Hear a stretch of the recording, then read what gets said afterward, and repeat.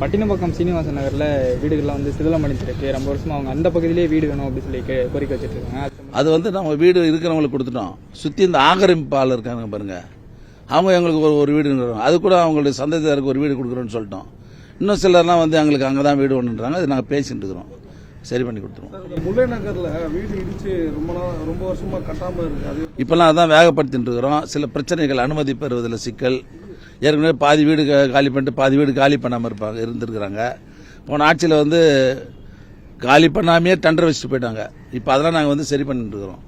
ஆக அப்பேற்பட்ட சிக்கல்லாம் நிறைய இருக்குது. அதெல்லாம் சரி பண்ணி இன்னைக்கு வேகத்தோடு செயல்படுகிற அரசாக நம்முடைய அரசு திகழ்ந்து கொண்டு இருக்கிறது. இந்த ப்ராஜெக்ட் எவ்வளோ கோடி ரூபாய் திட்டத்தில் வந்து பண்ணுறோம், எப்போ முடிக்கப்படும், ஏன் இவ்வளோ லேட்லாம் கிடையாது, வேகமாக தான் போயிட்டு இருக்குது.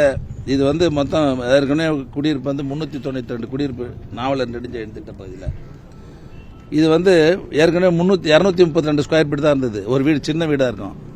இதை கூட நம்முடைய முதல்வர் அவர்கள் 200 சில்லற வீட்டில் அந்த சதுரடியெல்லாம் குடியிருக்க முடியாது, 400 சதுரடியாக இனிமேல் கட்டுகிற வீடுகள்லாம் கட்டித்தரணும்னு உத்தரவிட்டு இன்னைக்கு 443 சதுரடியில் இன்னைக்கு இந்த வீடுகள்லாம் கட்டுறோம். இதனுடைய மதிப்பு வந்து 75,95,00,000 ரூபாய். ஏற்கனவே 392 வீடு இருந்தது.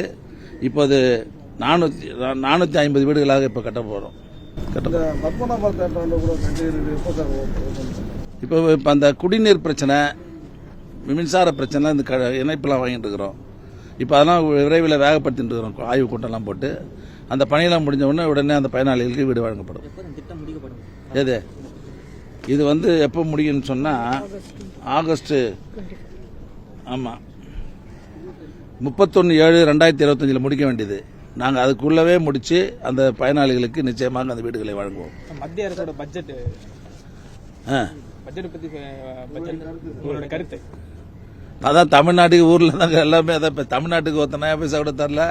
அவங்களுக்கு வேண்டிய மாநிலங்களுக்கு மட்டும் பணம் கொடுக்குறாங்க. இதுலேருந்து தெரியல அவங்க லட்சணம்.